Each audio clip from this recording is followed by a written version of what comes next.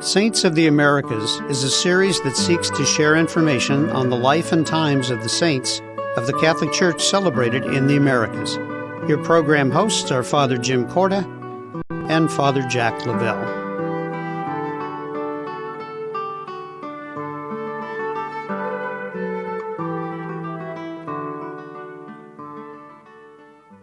Welcome to our show.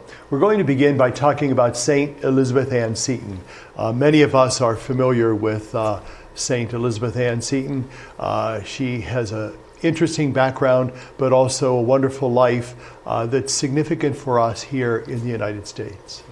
Well, she's born in the United States, and that's what makes her so special to us from the very beginning. As we move ahead in her life, she will be the first native-born citizen of the United States to be canonized a saint.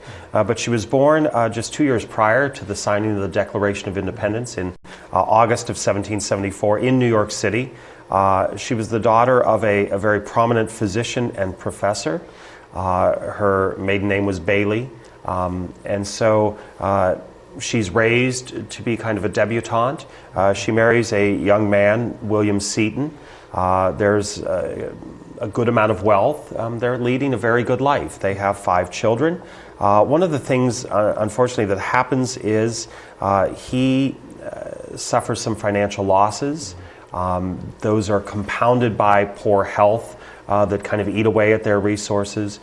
We know that the story goes that they traveled to Italy to visit friends, and 6 weeks after their arrival there, now again, this is back, people didn't just take a weekend trip or a week's vacation. When you would travel to Europe, you would be gone for several months, and you had to have wealth to do that, obviously. So they arrive in Italy, and 6 weeks after his arrival, he dies. And but along the way, she's already dealing with a desire to come to the Catholic faith. They are Catholic friends that they had stayed with there. Certainly that must have helped her in those early days of suffering his loss.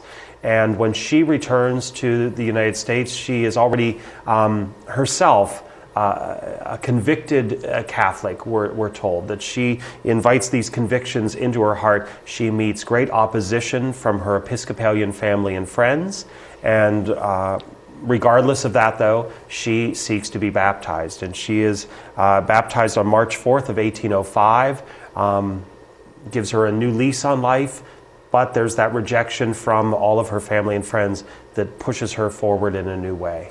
Let's talk briefly about that whole sense that those who are not cradle-born Catholics are usually loved into the church. And so her presence, her family's presence in Italy, where she would have experienced certainly Catholicism at its highest, she would have known what that faith was all about. Now, certainly the Episcopalian religion would have been extremely close to Catholicism in many ways in celebration of certain sacraments. But when we talk about embracing the Catholic faith, she's really loved into that faith in spite of, as you had mentioned, opposition from her friends who were of another faith. And that oftentimes happens when we talk about sharing the faith or inviting others into the fold. There's those, perhaps family members, perhaps it's a cultural or custom thing that, or a tribal thing where there's great opposition. And so even in her time, civilized time, she experiences this tremendous opposition, but that doesn't stop her. That doesn't stop her for continuing her desire not only to be Catholic, but to engage in Catholic teaching, Catholic ministry and mission. So let's tell the folks that are with us where this mission, this faith really leads her. Well, and as you said, she has to, as we all do, have to make that decision to continue that love affair, if you will, that being loved into the church, but then living out that love affair with Christ through the specific tenets and teachings of the Catholic faith, or to kind of give in, if you will, and go along with her family and friends. She feels abandoned by them. And so there is a sense of rejection. that she feels, but again, it's that love that moves her forward. And so it brings her to the Sulpician sisters in Baltimore. And she's invited by the superior of their order to start a school for girls in the city. And so we know that this is what she does. She takes this call to develop a school that will help to educate children much as her own. She's left with these children. And so the school prospers, and eventually the Sulpician superior, with the approval of Bishop John Carroll, they gave Elizabeth and her assistants a rule of life. And so what that means is she then is forming a religious community that will continue to foster and grow these specific charisms, which we see most especially the development of a Catholic school system in the United States. And of course, we know that she does found the Sisters of Charity, founded really by St. Vincent de Paul initially, but she works very closely in this congregation to reach out to the African Americans, to the Native Americans, to those really who are less fortunate. We also see that she opens up orphanages in Philadelphia, in New York City, and then she dies in 1821, but her legacy really continued. People we know continue to reach out to those who are disadvantaged. In future segments, we'll talk also about those whose ministry was among the Native Americans, and we have spoken about that, but also among the African Americans and how crucial that ministry is. We know that she was beatified by John the 23rd in 1963, perhaps his last beatification prior to his death.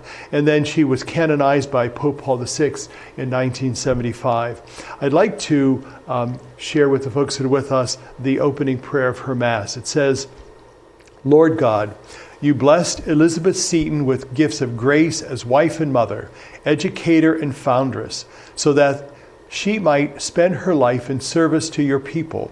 Through her example and prayers, may we learn to express our love for you in love for our fellow men and women. So there's this whole sense that this ministry that she began, she encourages, and the church encourages her people to continue. Just one final comment briefly about Elizabeth Ann Seton. Well, I do think that among her many blessings and gifts really was that desire to educate all of God's children. Knowledge is power. And we see that by her reaching out to those who were thought less fortunate, those who were ostracized from typical society, African Americans, Native Americans, impoverished people of different immigrant backgrounds, it was trying to give them an equal footing in the world and recognizing that we're all called to take our faith and reason to have this knowledge and love of the Lord and put it into practice. Stay with us. We'll be back in a moment. The Society of St. Paul announces a new book called Saints of the USA by Brother Marco Buccarelli. This book, for children ages 6 and up, will fascinate young readers as they learn more about the saints of North America. Those who read it will meet 10 figures who have lived lives of holiness, as well as the Immaculate Conception of Mary, patroness of the United States. The book can be found at St. Paul's Books and Gifts at 926 Boardman Poland Road on Route 224. The store is open Monday through Saturday from 11 a.m. to 6 p.m. or call 330-953-2443 or email at stpaulsbookstore@gmail.com and learn more about these saints of our time.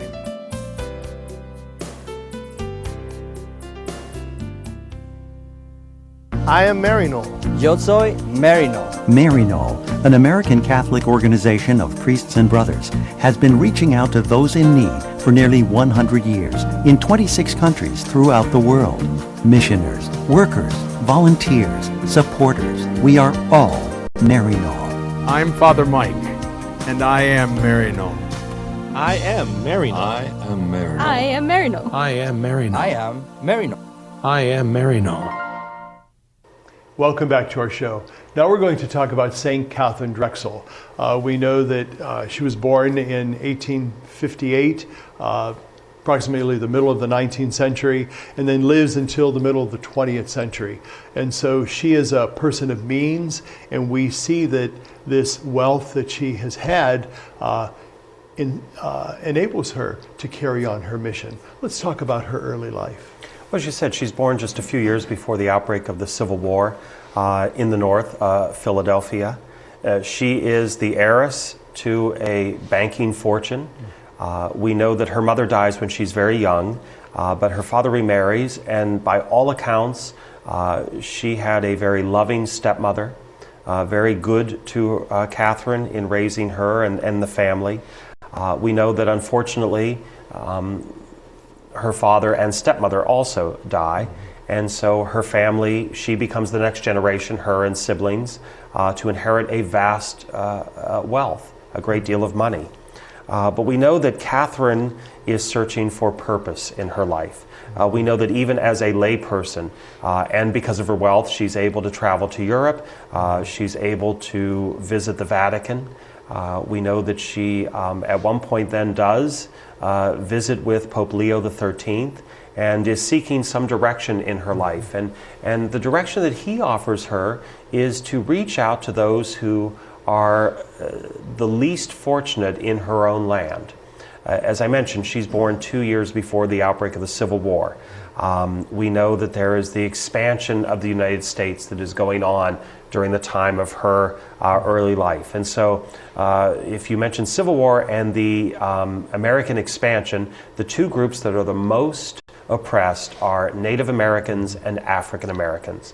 And so Leo XIII's call to her is to use her wealth, to use her power, and also to use her faith to reach out to those two specific groups of people. Let's talk specifically about how the church influences her people to engage in the work of the church. For example, we know that many of the saints that we have talked about in this series were given direction and encouragement by the Pope himself or by a bishop in a local diocese to surface this particular need and to respond to that need. And how important is it for us to kind of surface the needs of our local churches so that we can encourage our people to reach out and minister to those particular needs? We see this in the life of Katherine. We've seen it in the lives of many of the saints that we spoke about. Let's talk about her early life as a novice with the Sisters of Charity in Pittsburgh, and then eventually founding her own congregation. Well, as you mentioned, she begins with the Sisters of Mercy in Pittsburgh in 1891. And then she becomes the foundress of her own religious community. In 1915, she established Xavier University for African Americans in New Orleans, and it's estimated that during her own lifetime, she spent approximately $12 million of her wealth. We're putting that back in the dollar amounts then. We could only imagine what that sum would be worth today. For the apostolate to serve the Native American and African American people.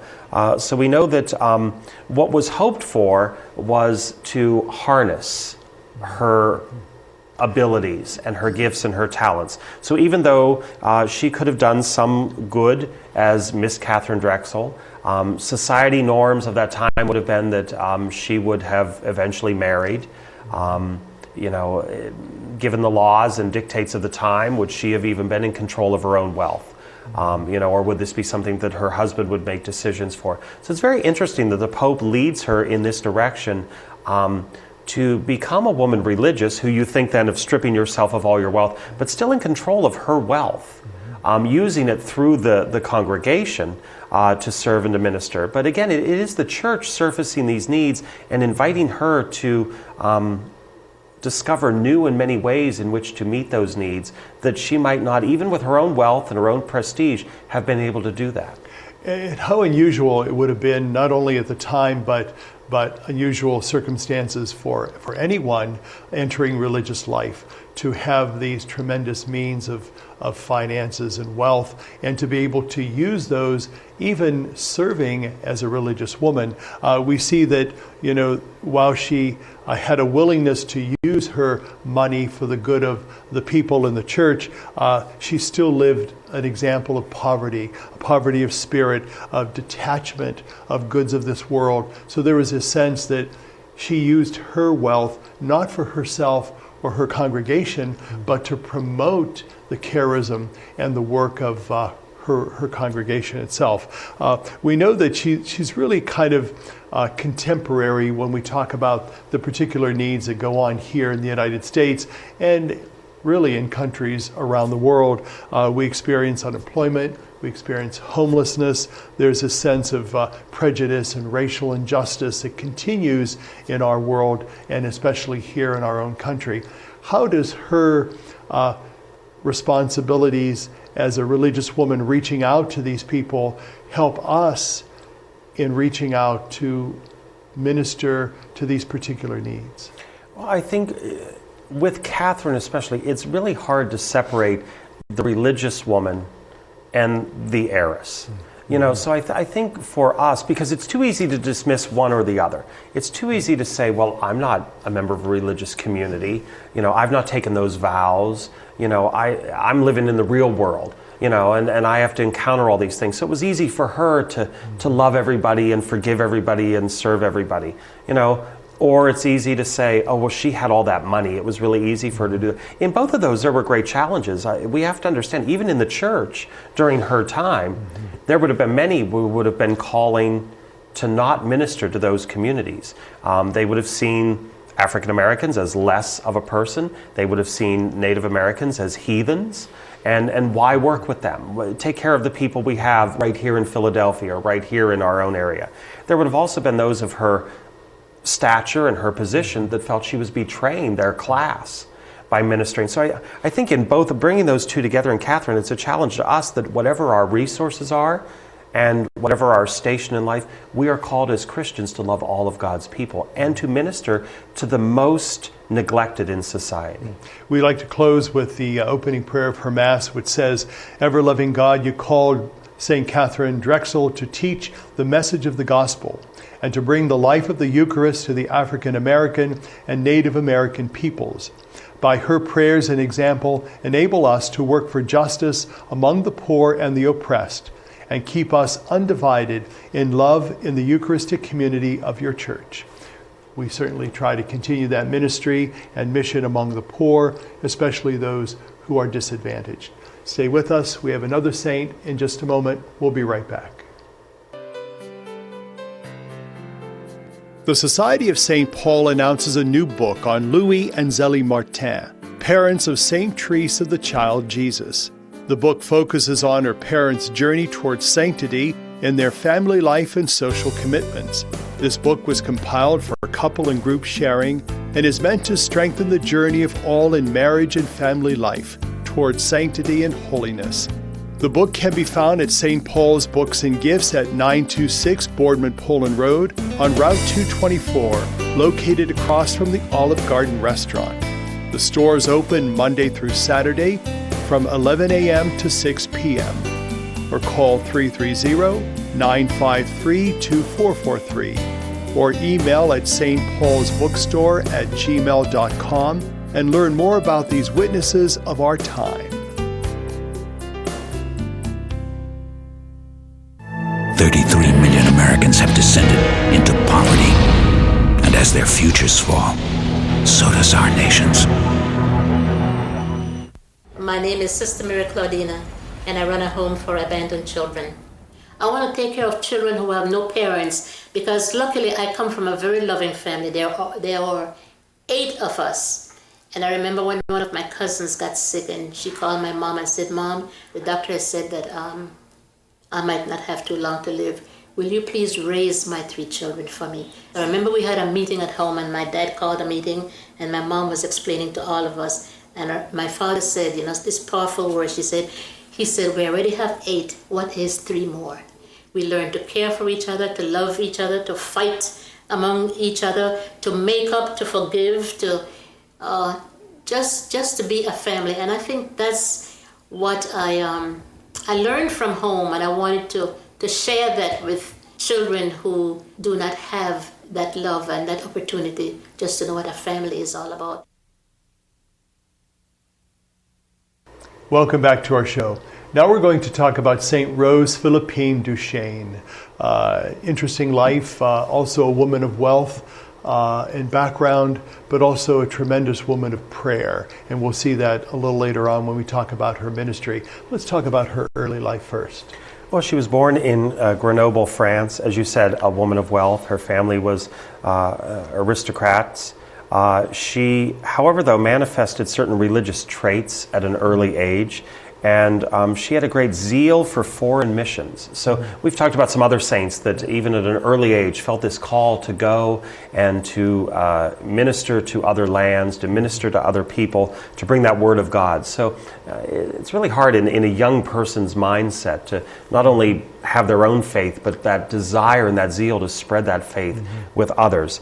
We know that this strong attraction to religious life brought her to certain practices of self-denial, of going without. This again would have been a little bit of a challenge in the world and the trappings in which she lived.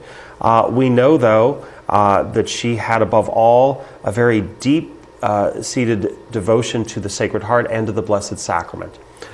We know that at the age of 18, then she joins the Visitation Nuns. So again, her family, although she's on the line to perhaps continue that aristocratic line to marry someone, she does join this religious order. However, the outbreak of the French Revolution interrupts this religious life, and they have to disband.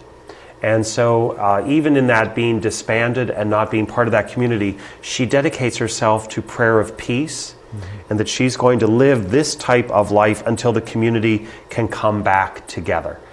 So she is working for and praying for peace. She, in her own way, does little works of charity and acts of kindness, always hoping that they're going to come back together.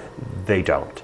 The community does not come back together. It is not reassembled. And so with all efforts failed, she ends up joining the Religious of the Sacred Heart in 1800. It's interesting because once she finally finds herself in this new religious community, she also finds a new mission in life, a new ministry, which brings her here to the United States. And so she does come to New Orleans with 4 other religious women, and that was at the age of 49 in 1818. And so the bishop basically sends this group to St. Charles, Missouri, to establish a school. And many of the sisters who really did come to the United States came as educators, came as those people who bishops saw as religious who could share the faith to the young children. And we talked about this in some other episodes. There were certain religious communities that really came to the United States, but their charism wasn't education or healthcare, and so they had struggles finding their niche in the local church and local diocese. But we see St. Rose Duchesne and the other sisters that came with her, their niche was very simple to find. It was in education. And so we see basically this continue and move on to St. Louis, Missouri, where she establishes an orphanage. And so that whole sense that she is there with some of her other religious women to work not only in education, but also among the orphans. And then where do we find her going next? Where does this community then grow and expand? Well, as you mentioned, we have the founding of the school and then the orphanage in St. Louis. We know that it's there that she comes in contact with the first Jesuit priest. And they're assigned to Missouri, and what happens is their mission is kind of faltering and failing. And so what she does is she offers herself and her community in any way possible to help them. And so in sharing the few resources that they have, in sharing their community, they're kind of able to rescue them and to continue this ministry. It is interesting to note, though, when we're looking at her life, she really doesn't arrive in the United States until 49. Right. The age of 49. So, she joined a community at 18. So we're talking about 30 years, partly the time of the French Revolution, but then other years in France, honing her skills, living religious life, working in education. But then, to think at almost 50, starting a whole new career in a whole new country, and then being moved about. But that is the call of the religious and the call of missionaries, if you will. We know that also then we find there's a missionary to the Native Americans, and we've seen that theme throughout this show. Each of the religious has been called to serving these other individuals. And that is what kind of has that transition to, you mentioned other religious orders. A lot of the bishops of the time just wanted to take care of the populations they had. They were coming from either Ireland or France or later on from other European countries, and they really just saw the sisters as, we have these already made Catholics we need to educate, and some of their parents are going to die, so we need orphanages. I mean, really, to be rather crass, that's what they wanted them. They were worker bees to educate and to care for children that were left alone, but the already made Catholics. The bishops really didn't have a mindset, or many of them had a mindset in expanding the faith. It is the religious communities themselves that feel this call to do that. And so we see her kind of moving forward into these missionaries and into ministering to the Native American communities. And we see this this ministry really continuing not only in her life, because as I had mentioned at the beginning of this particular segment, we saw her not only as a person of wealth, but also as a person of prayer. And so that was how those that were ministered to really saw her as a tremendous woman of prayer. And that ministry continued. They really did love and respect her. But eventually she was called back to Missouri, where she spent the last 10 years of her life basically in prayer before the Blessed Sacrament. So we see kind of like an inclusion, a really coming back to what was the beginning of her life, beginning with devotion and prayer to the Lord, and then going out in service to Him among His people, and then spending her end days, if you will, with the Lord in solitude and in prayer. She did die peacefully, and we know that her relics are enshrined at St. Charles in Missouri. And her name is really the first inscribed on the Pioneer Roll of Fame in the Jefferson Memorial Building at St. Louis, Missouri. She was canonized by Pope John Paul II in 1988. And I'd like to read the opening prayer of her Mass, which says, "Gracious God, you filled the heart of Philippine Duchesne with charity and missionary zeal, and gave her the desire to make you known to all peoples. Fill us who honor her memory today with that same love and zeal to extend your kingdom to the ends of the earth."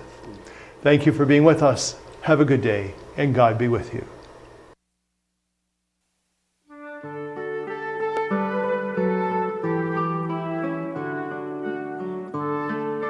Saints of the Americas was a production of CTNY, the Catholic Television Network of Youngstown. Your program hosts were Father Jim Corda and Father Jack Lavelle.